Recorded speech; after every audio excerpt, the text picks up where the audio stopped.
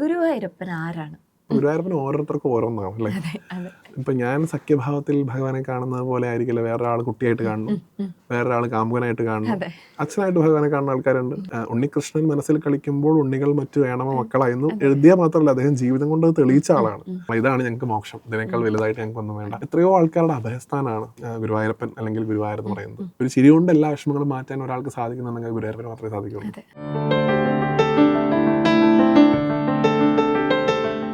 ഓം നമോ ഭഗവതേ വാസുദേവായ. ഈ ഒരു മന്ത്രം നമ്മൾ എന്താ പറയുക ഇങ്ങനെ പറയുമ്പോൾ അല്ലെങ്കിൽ ജപിക്കുമ്പോൾ തന്നെ നമുക്കൊരു വല്ലാത്തൊരു എനർജി കിട്ടും. പ്രത്യേകിച്ച് നമ്മളിത് പറയുമ്പോഴേ നമ്മുടെ മനസ്സിലേക്ക് ആദ്യം ഓടിയെത്തുന്നത് ഗുരുവായൂരമ്പലാണ്. എഴുതി വരുന്നു, അത് എപ്പോഴും നമ്മുടെ വിഷ്വൽ അതാ. ശരിക്കും ഗുരുവായൂരപ്പൻ ആരാണ്, അല്ലെങ്കിൽ എന്താ ഗുരുവായൂർ അമ്പലത്തിൻ്റെ ഒരു ഐതിഹ്യം എന്താ? എല്ലാവർക്കും അറിയാവുന്ന കാര്യമാണ്. ഗുരുവായൂരപ്പൻ ആരാണെന്ന് ചോദിച്ചു കഴിഞ്ഞാൽ ഞാൻ ആ ഒരു ചോദ്യത്തെ നമുക്ക് വേറെ രീതിയിൽ ചിന്തിക്കാം. ഇപ്പം ഗുരുവായൂരപ്പന് ഓരോരുത്തർക്കും ഓരോന്നാണ് അല്ലേ? ഇപ്പം ഞാൻ സഖ്യഭാവത്തിൽ ഭഗവാനെ കാണുന്നത് പോലെ ആയിരിക്കില്ല വേറൊരാൾ കുട്ടിയായിട്ട് കാണുന്നു, വേറൊരാൾ കാമുകനായിട്ട് കാണുന്നു, അച്ഛനായിട്ട് ഭഗവാനെ കാണുന്ന ആൾക്കാരുണ്ട്, അങ്ങനെയൊക്കെ ഉണ്ട്. ഒരു ഗാർഡിയനായിട്ട് ഭഗവാനെ കാണുന്ന ആൾക്കാരുണ്ട്, അങ്ങനെയൊക്കെ കാണുന്ന ആൾക്കാരുണ്ട്. അപ്പോൾ ഗുരുവായൂർ ക്ഷേത്രം എന്ന് പറയുന്ന തൃശ്ശൂർ ജില്ലയിലെ ഒരു സ്ഥലത്തെ കേന്ദ്രീകരിച്ചാണ് നമ്മൾ പറയണതെന്നുണ്ടെങ്കിൽ ഗുരുവായൂരപ്പൻ എന്ന് വിളിക്കപ്പെടുന്ന മൂർത്തിയിൽ നമ്മൾ ആരോപിക്കുന്നത് കൃഷ്ണയാണ് അല്ലേ? നാരായണന്റെ അവതാരമായിട്ടുള്ള കൃഷ്ണൻ. പക്ഷെ അവിടെ ഇരിക്കുന്ന വിഗ്രഹം ചതുർബാഹു വിഗ്രഹമാണ്. വെച്ചാൽ മഹാവിഷ്ണുവിന്റെ സ്വരൂപത്തിൽ കൃഷ്ണനെ നമ്മൾ ആരാധിക്കുന്നു. അങ്ങനെ സ്ഥലമാണ് ഗുരുവായൂർ. ആ ഗുരുവായൂരപ്പൻ എന്ന് വിളിക്കപ്പെടുന്ന മൂർത്തിയുടെ പ്രാധാന്യമായിട്ട് പറയുന്നത് ദ്വാരകയിൽ ഭഗവാൻ വെച്ച് ആരാധിച്ചിരുന്ന വിഗ്രഹമാണ് അവിടെ ഇപ്പോൾ പ്രതിഷ്ഠിച്ചിട്ടുള്ള വിഗ്രഹം. അത് ഗുരുവും വായുവും കൂടെ ചേർന്ന് ദ്വാരക കടലെടുക്കുന്നു. ഭഗവാന്റെ അവതാരം പൂർത്തിയാവുന്ന സമയത്ത് ഇവിടെ കൊണ്ടുവന്ന് പ്രതിഷ്ഠിച്ചു എന്നാണ് കഥ അല്ലെങ്കിൽ ഐതിഹ്യം. അവിടെ നമ്മൾ കാണുന്ന ആ വിഗ്രഹം, വിഷ്ണു വിഗ്രഹത്തിലുള്ള മൂർത്തി നാരായണനാണ്. നമ്മൾ അതിന് സങ്കല്പിക്കുന്നത് കൃഷ്ണനെയാണ്. അതിലൊരു വലിയ വിഭാഗം സ്വാധീനം ചെലുത്തിയിട്ടുള്ളത് പൂന്താനം തിരുമേനിയാണ്.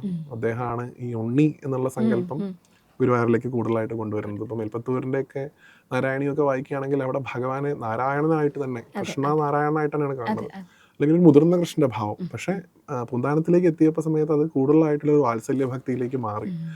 അല്ലെങ്കിൽ കുറൂരമ്മയുടെ കാലഘട്ടമൊക്കെ ആയപ്പോൾ കംപ്ലീറ്റ് ആയിട്ട് അത് ഒരു വാത്സല്യ ഭക്തിയിലേക്ക് മാറി. ഒരു കുട്ടിയാണ് അവിടെ ഇരിക്കുന്നത് എന്നുള്ള സങ്കല്പത്തിലേക്ക് മാറും. അത് പൂന്താനത്തിന്റെ കഥ പറയുന്ന സമയത്ത് അദ്ദേഹത്തിന്റെ ഒരു കുട്ടിയെ നഷ്ടപ്പെട്ട സമയത്ത് അദ്ദേഹം ഗുരുവായൂരപ്പനെ ഉണ്ണിയായിട്ട് കാണുകയാണ് ചെയ്യുന്നത്. ഇപ്പം ഉണ്ണികൃഷ്ണൻ മനസ്സിൽ കളിക്കുമ്പോൾ ഉണ്ണികൾ മറ്റു വേണമോ മക്കളായിരുന്നു എഴുതിയാൽ മാത്രമല്ല അദ്ദേഹം ജീവിതം കൊണ്ട് അത് തെളിയിച്ച ആളാണ്. ആ ഒരു വാചകമാണ് യഥാർത്ഥത്തിൽ ഗുരുവായൂരിരിക്കുന്ന ആ മഹാവിഷ്ണു സ്വരൂപത്തിലിരിക്കുന്ന ഭഗവാനെ കൃഷ്ണനാക്കി മാറ്റിയത് അല്ലെങ്കിൽ ഉണ്ണിയായിട്ട് മാറ്റിയത് എന്ന് പറയേണ്ടി വരും. ആ ഭഗവാനെ ആശ്രയിക്കുന്നവർക്ക് ഗുരുവായൂരപ്പന് എല്ലാ തരത്തിലുള്ള, ഭഗവാനെ കൽപ്പവൃക്ഷം എന്നാണ് വിളിക്കുക, ചോദിച്ചത് എന്തും കിട്ടുന്ന സ്ഥലം. അത് എന്താ വെച്ചാൽ ഒന്നും അങ്ങനെ പ്രതീക്ഷിച്ച് ഭഗവാനോട് ചോദിക്കാതിരിക്കുക എന്നുള്ളതുമാണ്. ഭഗവാൻ താല്പര്യപ്പെടുന്നത് നിഷ്കാമ ഭക്തി എന്ന് പറഞ്ഞിട്ടൊരു ഏർപ്പാടുണ്ട്. അതാണ് ഗുരുവായൂരിൻ്റെ സമ്പ്രദായത്തിൽ ഏറ്റവും കൂടുതൽ ഭഗവാൻ താല്പര്യപ്പെടുന്നതെന്ന് എനിക്ക് തോന്നുന്നു. നിഷ്കാമമായിട്ട് ഭഗവാനെ ഭജിക്കുക, ഒന്നും വേണ്ട, ഇങ്ങനെ കൂടെ ഇരുന്നാൽ മതി, താല്പര്യമുണ്ട്. ഞാൻ നേരത്തെ പ്രിയനോടും പറഞ്ഞു, ചില ആൾക്കാരോട് ഭഗവാൻ ചോദിക്കത്രേ, ഞാൻ നിങ്ങളെ കൊണ്ടോട്ടെ വൈകുണ്ഠത്തിലേക്ക് അല്ലെങ്കിൽ എൻ്റെ നാട്ടിലേക്ക് കൊണ്ടോട്ടെ എന്ന് ചോദിക്കുമ്പോൾ അവർ ഭഗവാനോട് പറയത്രേ, ഭഗവാൻ ഞങ്ങൾക്ക് താല്പര്യമില്ല, ഞങ്ങൾ ഇവിടെ അങ്ങയുടെ അടുത്ത് ഈ ദിവസമുള്ള ഉച്ചപൂജ അലങ്കാരമൊക്കെ കണ്ട് നിർമ്മാലിയൊക്കെ കണ്ട് അവിടുത്തെ പ്രസാദമൊട്ട് കഴിച്ച് അവിടുത്തെ നാമങ്ങൾ ചൊല്ലി ശിവയുടെ കൂടെ ചുറ്റും കൈകൊട്ടി പാട്ട് പാടി ഇങ്ങനെ നടന്നുള്ള, ഇതാണ് ഞങ്ങൾക്ക് മോക്ഷം, ഇതിനേക്കാൾ വലുതായിട്ട് ഞങ്ങൾക്കൊന്നും വേണ്ട. അങ്ങനെ പറയുന്ന ആൾക്കാരുണ്ട്. എത്രയോ ആൾക്കാരുടെ അഭയസ്ഥാനാണ് ഗുരുവായൂരപ്പൻ അല്ലെങ്കിൽ ഗുരുവായൂർ എന്ന് പറയുന്നത്. അവിടെ വരുന്ന സമയത്ത് നമ്മുടെ എത്രയോ കാലത്തെ പ്രാരാബ്ധങ്ങൾ, വിഷമങ്ങളൊക്കെ തന്നെ ഒരു പാട്ടിലൊക്കെ പറയുന്നുണ്ടല്ലോ അല്ലേ, ഈ പരിഭവം പറയാൻ ഞാൻ വന്നു, നിന്റെ ചിരിയിൽ ഞാൻ എല്ലാം മറന്നു എന്നാണ്. എത്രയോ ഞാൻ തന്നെ മുമ്പ് പറഞ്ഞിട്ടുള്ളത്, ഒരുപാട് കാലത്തെ പ്രാരാബ്ധങ്ങൾ ഒരു ചിരി കൊണ്ട് ട്രീറ്റ് ചെയ്യുന്ന ഒരാളാണ് ഭഗവാൻ. ഒരു ചിരി കൊണ്ട് എല്ലാ വിഷമങ്ങളും മാറ്റാൻ ഒരാൾക്ക് സാധിക്കുന്നുണ്ടെങ്കിൽ ഗുരുവായൂരപ്പന് മാത്രമേ സാധിക്കുള്ളൂ, വേറെ ആർക്കും സാധിക്കില്ല. അത് നോക്കൂ, എത്ര മിനിറ്റ് അല്ലെങ്കിൽ എത്ര മണിക്കൂറുകൾ, ഇപ്പം നേരത്തെ അദ്ദേഹം തന്നെ പറഞ്ഞു എത്രയോ മണിക്കൂറുകൾ ഞങ്ങൾക്ക് വന്നു. എന്തിനാ വേണ്ടി നിൽക്കുന്നത്? ഒരു 10 സെക്കൻഡ് കാണാനാണ് അല്ലേ? അതിൽ കൂടുതൽ കാണാൻ പറ്റില്ലല്ലോ. ആ നടവഴിയിലൂടെ നമ്മൾ കയറി കഴിഞ്ഞ് ആ ഒരു ഭാഗത്തോടെ ഗോപുരത്തിൻ്റെ അവിടെ തിരിച്ചു വരുന്നവരെയാണ് ഈ വിഗ്രഹം എന്ന് പറയുന്ന വസ്തു നമുക്ക് കാണാൻ പറ്റുള്ളൂ. അതിനുവേണ്ടി നമ്മൾ എത്ര മണിക്കൂറാണ് ഇൻവെസ്റ്റ് ചെയ്യുന്നത്, എത്ര യാത്രയാണ് നമ്മൾ ചെയ്യുന്നത് അല്ലേ? ഇപ്പോൾ ശബരിമല കാര്യം പറയുന്ന പോലെ തന്നെ എത്രയോ ആളുകളാണ് പല രാജ്യങ്ങളിൽ നിന്നും ഭഗവാനെ കാണാനായിട്ട് വരുന്നത്. അതും ഒരു നിമിഷം ഒന്ന് കണ്ടാൽ കണ്ടു, പക്ഷെ അത് മതി നമുക്കെന്നാണ്. ആ ഒരു സെക്കൻഡ് കൊണ്ട് നമ്മൾ അനുഭവിക്കുന്ന ആനന്ദാവസ്ഥയാണ് നേരത്തെ നമ്മൾ പറഞ്ഞ ആ മോക്ഷാവസ്ഥ എന്നുള്ളത്. അത് പ്രദാനം ചെയ്യാൻ സാധിക്കുന്ന ആളാണ് ഗുരുവായൂരപ്പൻ. അപ്പം അങ്ങനെ ഒരു ഭഗവാനെ നമുക്ക് നമ്മുടെ നാട്ടിൽ കിട്ടിയതിന് ഭഗവാനോട് നന്ദി പറയുക.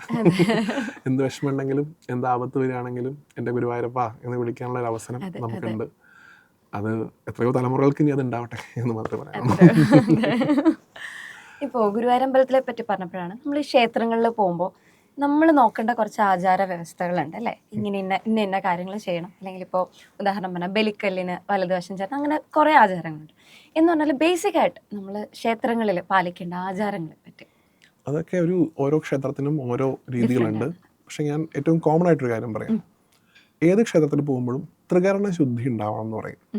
3 കാര്യങ്ങൾക്ക് ശുദ്ധിയില്ലാതെ ക്ഷേത്രത്തിൽ പോകരുത്. ഒന്ന്, ശരീരത്തിൻ്റെ ശുദ്ധി എന്ന് വെച്ച് കഴിഞ്ഞാൽ ഇപ്പം നമുക്കറിയാം, നമുക്കിപ്പോൾ കുളി എന്ന് പറയുന്നത്, സ്നാനം എന്ന് പറയുന്നത് ശരീരത്തിൻ്റെ ശുദ്ധിയായിട്ടാണ് കണക്കാക്കുന്നത്. ഇപ്പോൾ നമ്മൾ ഒരു അഴുക്ക് ചേർന്ന ശരീരത്തോടു കൂടി ക്ഷേത്ര ആരാധനയ്ക്ക് പോകുമ്പോൾ ആ മെൻറ്റാലിറ്റി ഇല്ലാത്ത ആൾക്കാർക്ക് കുഴപ്പമൊന്നുമില്ല. ചില ആൾക്കാർക്ക് അങ്ങനെയൊന്നും കുഴപ്പമുണ്ടാവില്ല, അങ്ങനെ പോവാം എന്നാണ്. പക്ഷേ നമ്മളെ സംബന്ധിച്ചിടത്തോളം, ഇതിലൊക്കെ കൺസേൺഡ് ആയിട്ടുള്ള ആൾക്കാരെ സംബന്ധിച്ചിടത്തോളം ശരീരത്തിൻ്റെ ശുദ്ധി പ്രാധാന്യമാണ്. അതാണ് ഒന്നാമത്തെ ശുദ്ധി. രണ്ടാമത്തേത് വാക്കിൻ്റെ ശുദ്ധിയാണ്. വെച്ചാൽ ശരീരത്തിന് വൃത്തിയൊക്കെ ഉണ്ട്, പക്ഷെ പറയുന്നത് മുഴുവൻ വൃത്തികേടാണെന്നുണ്ടെങ്കിൽ ആ ശുദ്ധി വെച്ചിട്ടും ക്ഷേത്രത്തിൽ പോകാൻ പാടില്ല. അതാണ് രണ്ടാമത്തെ ശുദ്ധി. അപ്പോൾ അതുകൊണ്ടാണ് എങ്ങനെയാണോ ശരീരത്തെ നമ്മൾ സ്നാനം കൊണ്ട് ശുദ്ധാക്കുന്നത്, അതുപോലെ വാക്കുകളെ നമ്മൾ നാമം കൊണ്ട് ശുദ്ധാക്കുക എന്നുള്ളതാണ്. അപ്പോൾ അമ്പലത്തിൽ പോകുന്ന സമയത്ത് നാമം ജപിക്കുന്നത് ഈ രണ്ടാമത്തെ ശുദ്ധി കിട്ടാനാണ്, ത്രികരണ ശുദ്ധിയിൽ. ശരിക്കും അമ്പലത്തിൽ പോകുന്നതിന് മുമ്പാണ് നാമജപം. കാരണം വാക്കിനെ കൂടി ശുദ്ധിയാക്കിയിട്ട് വേണം അകത്തേക്ക് കയറാൻ. മൂന്നാമത്തതാണ് ഏറ്റവും പ്രധാനം. അതായത് ശരീരത്തിനും ശുദ്ധിയുണ്ട്, വാക്കിനും ശുദ്ധിയുണ്ട്, മനസ്സിലുള്ള ചിന്ത മൊത്തം മോശമാണെന്നുണ്ടെങ്കിൽ ഒരു കാര്യമില്ല അവിടെ പോയിട്ട്. ഇന്ന് ഭൂരിഭാഗം ആൾക്കാർക്കും ഈ 2 ഉണ്ട്, ഞാൻ ഉൾപ്പെടെ. ഈ ശരീരത്തിന് ശുദ്ധിയുണ്ട്, നമ്മൾ രാവിലെ വൃത്തിക്ക് കുളിക്കുന്നുണ്ട്, നാമം ജപിക്കുന്നുണ്ട്, പക്ഷേ മനസ്സിൽ വരുന്ന വികാര വിചാരങ്ങൾ നിയന്ത്രിക്കാൻ നമുക്ക് സാധിക്കുന്നില്ല. ആ മൂന്നാമത്തെ ശുദ്ധിയാണ് മനസ്സിൻ്റെ ശുദ്ധി. അപ്പോൾ ശരീരത്തിന്, വാക്കിന്, മനസ്സിന്, ഇതിന് 3നും ശുദ്ധി ഉണ്ടെങ്കിൽ മാത്രമാണ് ക്ഷേത്ര ദർശനം വിധിക്കപ്പെട്ടിട്ടുള്ളത്. ഈ ചിന്ത, വിഷമം വരുന്നത് ഒരു മോശം കാര്യമൊന്നുമല്ല, പക്ഷെ ദുർവിചാരങ്ങൾ വരുന്നത്, ഇപ്പോൾ ഒരാളെ കാണുന്ന സമയത്ത് ഇവനെത്തി അപകടം പറ്റട്ടെ എന്നൊക്കെ മനസ്സിലൊരു ഒരു ധാരണ വരികയാണെങ്കിൽ, ഒരു തോന്നൽ വരികയാണെങ്കിൽ, അല്ലെങ്കിൽ അവനെപ്പോലെ പൈസ എനിക്ക് ഉണ്ടാവണില്ലല്ലോ, അതൊക്കെ മനസ്സിൻ്റെ ശുദ്ധിയെ ബാധിക്കുന്ന വിഷയങ്ങളാണ്. മനസ്സിന് സമാധാനം കിട്ടാൻ അമ്പലത്തിൽ പോകുന്നതുകൊണ്ട് പ്രശ്നമില്ല, നമ്മുടെ ഉള്ളിലൊരു വിഷമം, അതിനെ മോശമായിട്ട് കാണേണ്ട ആവശ്യമില്ല. പക്ഷേ ഇത്തരത്തിലുള്ള ഈ ഭേദഭാവം കണക്കാക്കുന്ന ചിന്തകളുണ്ടല്ലോ, അത് മനസ്സിൻ്റെ അശുദ്ധി തന്നെയാണ്. അപ്പം അതുകൊണ്ട് ഒരേ സമയം നിങ്ങൾക്ക് ശരീരത്തിനും വാക്കിനും ശുദ്ധി ഉണ്ടെങ്കിലും മനസ്സിന് കൂടി ശുദ്ധി ഉണ്ടെങ്കിലാണ് ആ ദർശനം പൂർണ്ണതോതിൽ ഭഗവാൻ അക്സെപ്റ്റ് ചെയ്യുള്ളൂ എന്നാണ്. അതുകൊണ്ട് മനസ്സിനെ ശുദ്ധാക്കാനാണ് മെഡിറ്റേഷൻ അല്ലെങ്കിൽ ധ്യാനം. അപ്പോൾ സ്നാനാദി കർമ്മങ്ങൾ കൊണ്ട് ശരീരത്തെ, നാമജപം കൊണ്ട് വാക്കുവിനെ, അതുപോലെ തന്നെ മനസ്സിനെ ധ്യാനം കൊണ്ട്, ഇത് 3ഉം ശുദ്ധാക്കിയിട്ട് വേണം ഭഗവാനെ കാണാൻ. പിന്നെ ഓരോ ക്ഷേത്രത്തിലും ഓരോ ആചാരാനുഷ്ഠാനങ്ങൾ ഉണ്ടായിരിക്കും, അതനുസരിച്ച് ഫോളോ ചെയ്യുക. നമ്മൾ പോണത് ഒരു ക്ഷേത്രം എന്ന് പറയുന്നത് ആ ഇരിക്കുന്ന മൂർത്തിയുടെ വീടാണത്. അതൊരു ആരാധനാലയം അല്ല ശരിക്കും, അത് ആ മൂർത്തിയുടെ വീടാണ്. ഇപ്പോൾ ഗുരുവായൂരമ്പലം എന്ന് പറഞ്ഞാൽ ഗുരുവായൂരപ്പൻ്റെ വീടാണ്. ചോറ്റാനിക്കര ക്ഷേത്രം എന്ന് പറഞ്ഞാൽ ഭഗവതിയുടെ വീടാണ്. ഓരോ വീട്ടിലും ഓരോ നിയമമായിരിക്കും അല്ലേ. ഇപ്പം ചില വീടുകളിൽ നിങ്ങൾക്ക് ചെരുപ്പിട്ട് കയറാം, കുഴപ്പമില്ല, കയറിക്കോളൂ എന്ന് അവിടുത്തെ ആൾക്കാർ പറയും, ഇത് അഴിച്ചു വയ്ക്കൊന്നും വേണ്ട. ചില ആൾക്കാർ പറയും ചെരുപ്പൊന്ന് അഴിച്ചിട്ട് കയറുമെന്ന് പറയും അല്ലേ. അപ്പോൾ ഓരോ വീട്ടിലും ഓരോ നിയമമുണ്ട്. ആ നിയമം പാലിക്കാൻ സാധിക്കുന്നവരവിടെ പോയാൽ മതി. എനിക്ക് നിങ്ങളുടെ വീട്ടിൽ വരികയും വേണം, ഞാൻ ചെരുപ്പിട്ടേ കയറുള്ളൂ എന്ന് വാശി പിടിക്കാൻ പറ്റില്ല. അതുകൊണ്ട് ഓരോ സ്ഥലത്ത് പോകുമ്പോഴും അവിടെയുള്ള നിയമങ്ങൾ അനുസരിക്കാൻ നമ്മൾ ബാധ്യസ്ഥരാണ്. കാരണം നമ്മൾ അവരെ കാണാനാ പോണേ, അവരുടെ പെർമിഷൻ വേണം അതിനല്ലേ. അപ്പം അവരെ അറിയിക്കുന്ന നിയമങ്ങൾ ഫോളോ ചെയ്യാൻ അവിടെ പോകുന്ന ആൾക്കാർ ബാധ്യസ്ഥരാണ്. അപ്പം അതൊരു ബാധ്യതയായിട്ട് കാണാതിരിക്കുക. ഇങ്ങനെയൊക്കെ ചെയ്യണം. ഇപ്പോൾ ഗുരുവായൂർ അമ്പലത്തിൽ പോകണമെങ്കിൽ ഷർട്ട് അയക്കണം, അല്ലെങ്കിൽ ഇപ്പോൾ പത്മനാഭസ്വാമി ക്ഷേത്രത്തിൽ പോകണമെങ്കിൽ മുണ്ട് കൊടുക്കണം എന്നൊക്കെ പറയുന്ന ആൾക്കാർ അതൊരു ബാധ്യതയായിട്ട് പോയിട്ട് ഭഗവാനെ കണ്ടിട്ട് പ്രത്യേകിച്ച് ഒരു കാര്യമില്ല. സ്നേഹം കൊണ്ട് വേണം അത് ചെയ്യാൻ. അതൊരു ത്യാഗമനോഭാവമാണ് സത്യം പറഞ്ഞാൽ. നമ്മൾ ഭഗവാനോട് കാണിക്കുന്ന ഒരു സ്നേഹമാണ് നമ്മൾ ഇഷ്ടപ്പെട്ട കാര്യം മാറ്റിവെക്കുക എന്നുള്ളത്. ഇപ്പോൾ എനിക്ക് നല്ല തിളങ്ങുന്ന ടീഷർട്ടൊക്കെ ഇട്ട് ഭഗവാനെ കാണണം എന്നാണ് എൻ്റെ താല്പര്യം എന്നുണ്ടെങ്കിൽ അത് ഞാൻ മാറ്റി വെച്ചിട്ട് ഭഗവാൻ എനിക്ക് അങ്ങേ കണ്ടാൽ മതി, എനിക്ക് ഏറ്റവും ഇഷ്ടപ്പെട്ടത് ഞാൻ മാറ്റി വെച്ചോളാം എന്ന് പറയുന്ന ആ മനസ്സോടുകൂടി ഭഗവാനെ കാണുക എന്നുള്ളതാണ്. അതുകൊണ്ട് ഓരോ ക്ഷേത്രത്തിലുള്ള നിയമങ്ങളെ സ്നേഹത്തോടു കൂടി അനുസരിക്കുക എന്നുള്ളതാണ് ചെയ്യുന്നത്. സത്യം പറഞ്ഞാൽ ഞാൻ അടുത്തൊരു ചോദിക്കാനിരുന്നൊരു ചോദ്യത്തിൻ്റെ ഒരു ഉത്തരം സത്യം പറഞ്ഞാൽ ഇതിനകത്ത് വന്നു. അതായത് ഇപ്പം ഞാൻ നേരത്തെ പറഞ്ഞില്ലേ, ഇത്രയും മണിക്കൂർ ക്യൂ നിന്ന് കയറി. ഇതിനെ ഇപ്പം കുറേ ആയിട്ട് ഈ സോഷ്യൽ മീഡിയാസിലെല്ലാം നമ്മൾ കാണുന്നുണ്ട് ഒരു നെഗറ്റീവ് രീതിയിൽ ഇത് പറയുന്നത്. അതായത് ഇത്രയും മണിക്കൂർ കയറി നമ്മളിത് കച്ചവടമാണ്, അല്ലെങ്കിൽ ഭഗവാൻ ഇത്രയും നേരം നിന്നിട്ട് വേണം ഭഗവാനെ കാണാനായിട്ട്, ഭഗവാൻ പറയുമോ എന്നൊക്കെ ഉള്ള രീതിയിൽ. അപ്പം അതിനെ കണക്ട് ചെയ്ത് പറയുമ്പോൾ എന്താ വ്യാസം ഞാൻ പറഞ്ഞത്, ലൈക്ക് നോക്കൂ, അത് 2 തരത്തിലാണ് ഞാൻ വ്യാഖ്യാനിക്കാൻ ഉദ്ദേശിക്കുന്നത്. എൻ്റെ അറിവുകൊണ്ട് അങ്ങനെ തോന്നുന്നേ ഉള്ളൂ.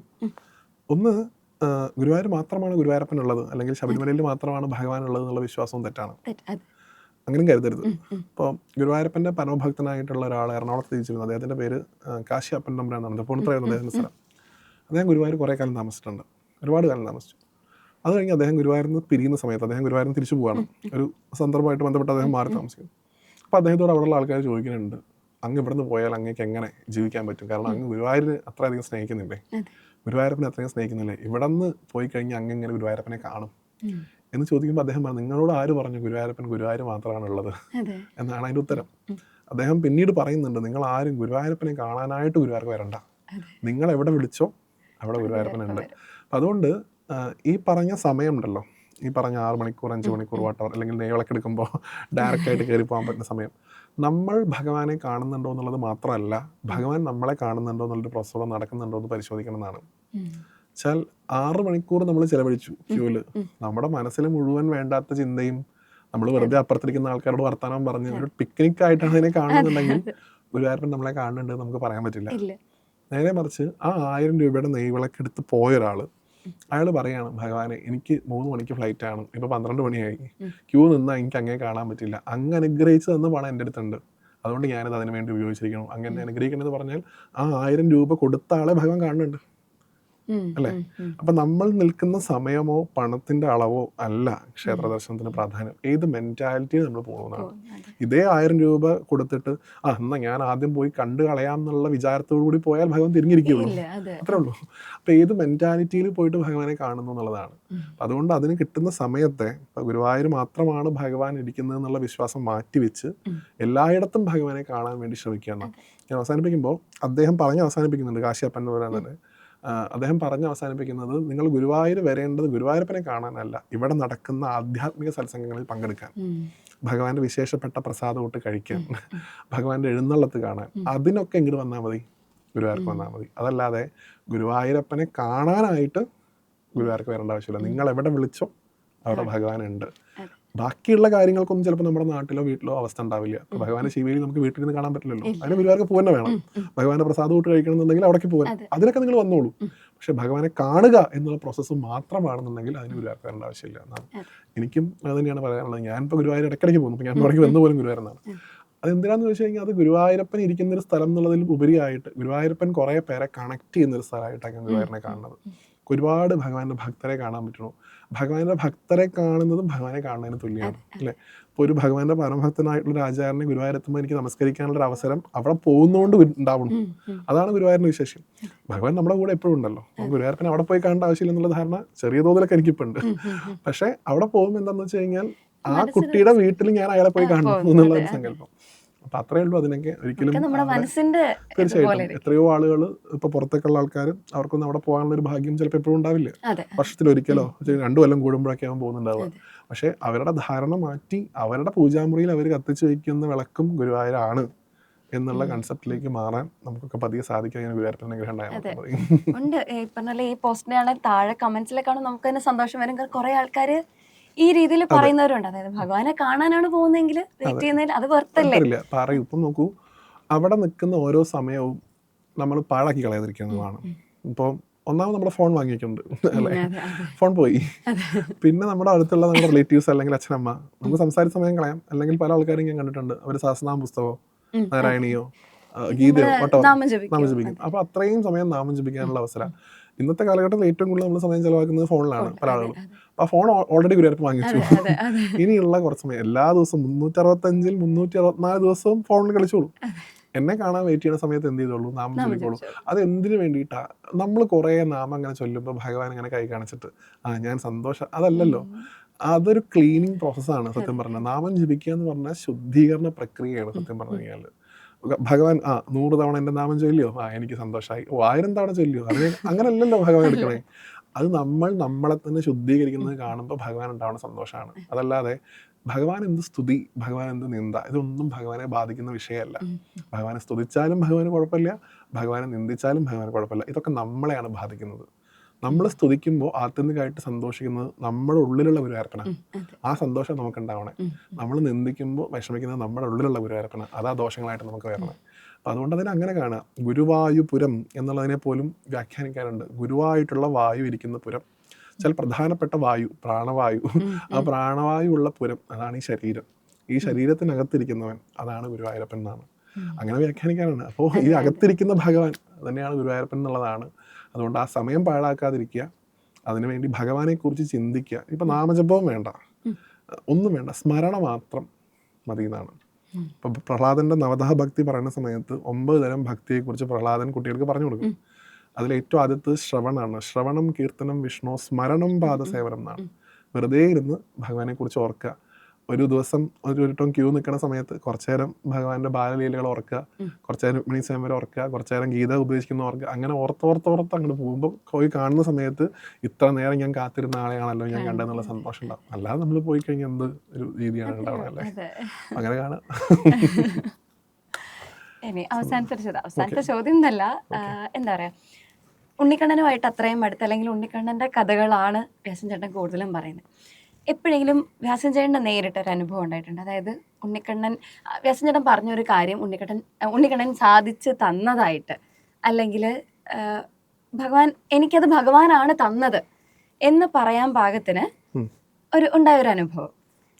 നിരവധിയായിട്ടുള്ള അനുഭവങ്ങളുണ്ട്. അതെ, അതിലേറ്റവും മറക്കാൻ പറ്റാത്ത അല്ലെങ്കിൽ സ്പെഷ്യൽ ആയിട്ടുള്ളത്, ഞാൻ അമാനുഷികമായിട്ടുള്ള കാര്യങ്ങളെയല്ല ഞാൻ അനുഭവമായിട്ട് എടുക്കാറുള്ളത് പൊതുവിൽ. ഇപ്പോൾ ഞാനിപ്പോൾ വിചാരിക്കുകയാണ് ഇന്നത്തെ ദിവസം ഈ അലങ്കാരം ആവണേ എന്ന് പ്രാർത്ഥിച്ച് ഞാൻ പോകുമ്പോൾ ആ അലങ്കാരമാണല്ലോ. അതല്ല എന്നെ സംബന്ധിച്ചിടത്തോളം അനുഭവം. അനുഭവം എന്ന് പറഞ്ഞാൽ അത് നമ്മൾക്ക് ഫീൽ ചെയ്യാൻ പറ്റണം അല്ലേ? അനുഭവിച്ചതാണ് അനുഭവം, ഫീൽ ചെയ്യുന്നതാണ് അനുഭവം.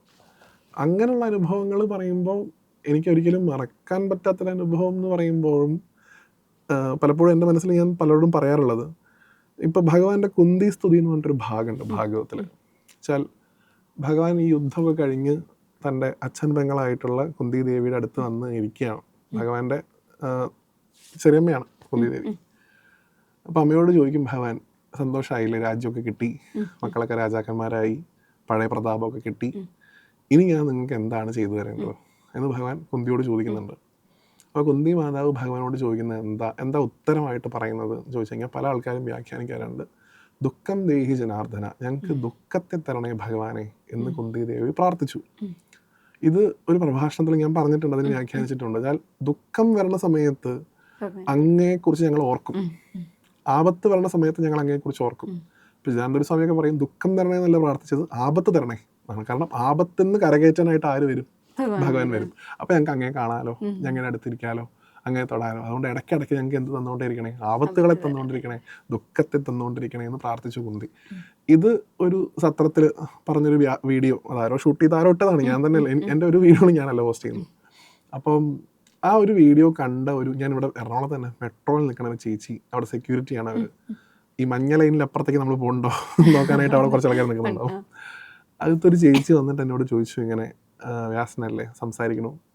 കുറച്ച് കഴിഞ്ഞപ്പോൾ എന്നോട് ഈ കുന്തി സ്തുതിയുടെ കാര്യം പറഞ്ഞു. ഇങ്ങനൊരു വീഡിയോ ചെയ്തിരുന്നില്ല. ഞാൻ പറഞ്ഞു ഞാനിത് പറഞ്ഞിട്ടുണ്ട്, വീഡിയോ എന്തായാലും ഞാനല്ല ചെയ്തിട്ടുള്ളത്, അങ്ങനെ വീഡിയോ ഉണ്ടാവാം ചിലപ്പോൾ. അപ്പോൾ എന്നോട് ആ ചേച്ചി പറഞ്ഞു അവർക്ക് കുട്ടികളില്ല ഇതുവരെ, ഒരു പ്രഗ്നൻ്റ് ആയിട്ടില്ല, കല്യാണം കഴിഞ്ഞിട്ട് 12 വർഷമായി.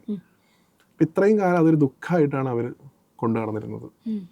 പക്ഷെ അവർക്ക് ഈ വീഡിയോ കണ്ട സമയത്ത് അവർക്ക് തോന്നി ആ ദുഃഖത്തിലൂടെ എന്തുകൊണ്ട് ഭഗവാനെ ഓർത്തുകൂടാ, അല്ലെങ്കിൽ ആ ദുഃഖം എന്ന് പറയുന്നത് ഭഗവാനെ ഓർക്കാനായിട്ട് ഉപയോഗിച്ചുകൂടെ എന്നാണ്.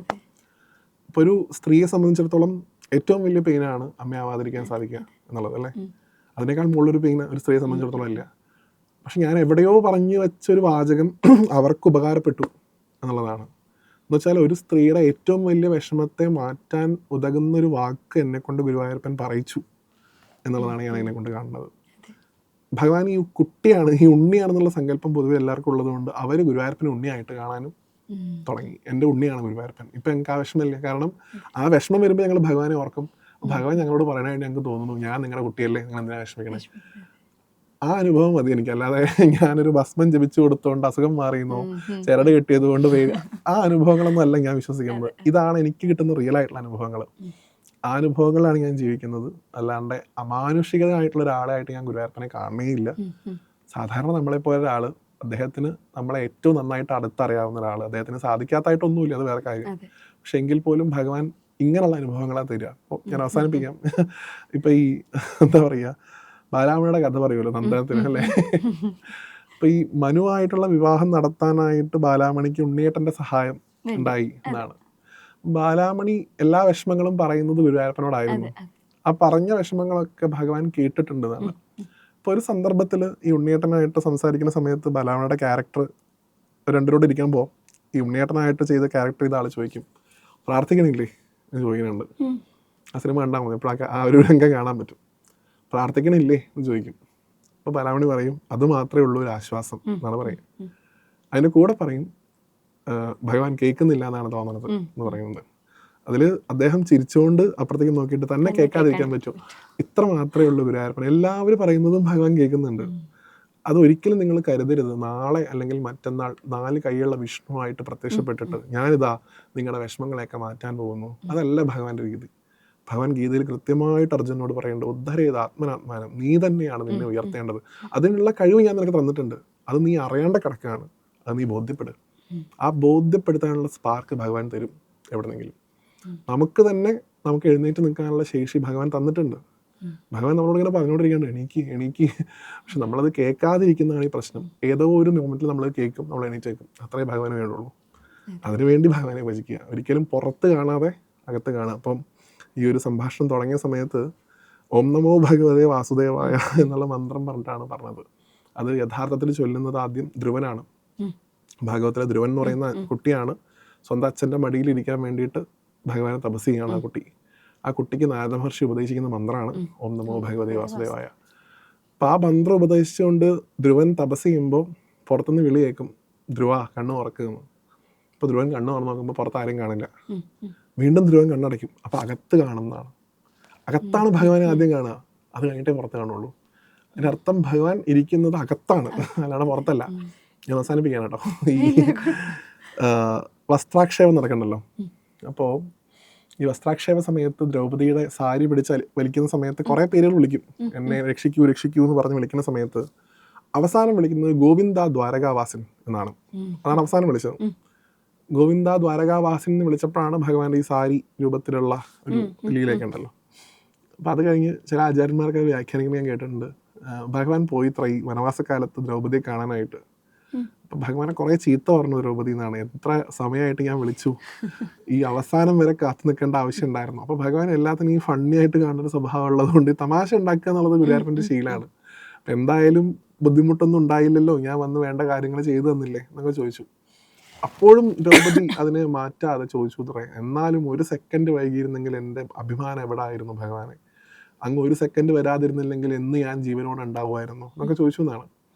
ഭഗവാൻ അത്ര നേരം തമാശയുടെ രൂപത്തിൽ മാത്രം സംസാരിച്ചിരുന്ന ഭഗവാൻ ഇത്തിരി സീരിയസ് ആയിട്ട് ദ്രൗപദിയോട് ചോദിച്ചു അത്രേ, നീ എന്ത് വിളിച്ചിട്ടാണ് എന്നോട് പ്രാർത്ഥിച്ചത്? അപ്പം ഞാൻ എല്ലാ തവണയും വിളിക്കാം, എപ്പോഴും നമ്മൾ ഈ സീരിയലിൽ മാത്രമല്ല ഭഗവാനെ പൊതുവിൽ എപ്പോഴും ദ്രൗപദി വിളിച്ചിരുന്നത് ഗോവിന്ദ എന്ന് തന്നെയാണെന്നാണ് കേട്ടിട്ടുള്ളത്. ഈ സഖേ എന്ന് വിളിക്കുന്നത് പോലെ തന്നെ ഗോവിന്ദ എന്നാണ് വിളിച്ചിരുന്നത്. അത് കഴിഞ്ഞ് വിളിച്ചത് ദ്വാരകാവാസിൻ എന്നാണ് ഭഗവാനെ വിളിച്ചത്. അപ്പം ഈ ദ്വാരകാവാസിൻ എന്നുള്ള വിളി കേട്ടിട്ട് ഭഗവാൻ ദ്രൗപദിയോട് ചോദിച്ചു അത്ര, ഞാൻ ദ്വാരകാവാസിയാണോ? ഞാൻ നിന്റെ ഹൃദയവാസിയല്ലേ എന്നാണ് തന്നെ ചോദിച്ചത്. ഞാൻ നിന്റെ ഹൃദയത്തിലല്ലേ ഇരിക്കുന്നത്, നീ എന്തിനാണ് എന്നെ ദ്വാരകയിൽ കൊണ്ട് വെക്കുന്നത് എന്ന്. നീ എന്നെ ഹൃദയവാസിൽ നിന്ന് വിളിച്ചിരുന്നെങ്കിൽ ചിലപ്പോൾ ഈ സാരി എന്നല്ല ഞാൻ തന്നെ ചിലപ്പോൾ അവിടെ വന്ന് നിന്നേനെ. അതുകൊണ്ട് അത് തിരിച്ചറിയുക, അകത്ത് ഭഗവാൻ ഇരിക്കുന്നുണ്ട് എന്നുള്ളത് തിരിച്ചറിയാനുള്ള ശ്രമങ്ങൾ നടത്തിക്കൊണ്ടേയിരിക്കുക. നമ്മളൊക്കെ അതിൻ്റെ ഒരു പാതയിലാണ്. നമുക്ക് എല്ലാവർക്കും അത് പൂർണ്ണമായിട്ട് മനസ്സിലായിട്ടൊന്നും ഉണ്ടാവില്ല. പക്ഷേ ഏതെങ്കിലും ഒരു സമയത്ത് അത് ഭഗവാൻ വെളിപ്പെടുത്തി തരും. അതിനെയാണ് ഈ അനുഭവങ്ങൾ എന്ന് പറയുന്നത്. ആ ചേച്ചി അത് പറഞ്ഞിരുന്ന സമയത്ത് മെട്രോ സ്റ്റേഷനിൽ ഇരിക്കുന്ന എനിക്ക് അത് അനുഭവിക്കാൻ സാധിക്കുമ്പോൾ എൻ്റെ ഉള്ളിൽ ഭഗവാൻ ഉണ്ട് എന്നുള്ളൊരു മൊമെൻറ്റ്, ആ ചെറിയ സ്പാർക്കിനെങ്കിലും നമുക്കത് റിവേഴ്സ് ചെയ്യാൻ പറ്റുന്ന എന്നുള്ളതാണ്. അങ്ങനെയുള്ള അനുഭവങ്ങളാണ് ഞാൻ അനുഭവമായിട്ട് കാണുന്നതെന്ന് പറയുന്നുള്ളൂ. എന്തായാലും സന്തോഷം.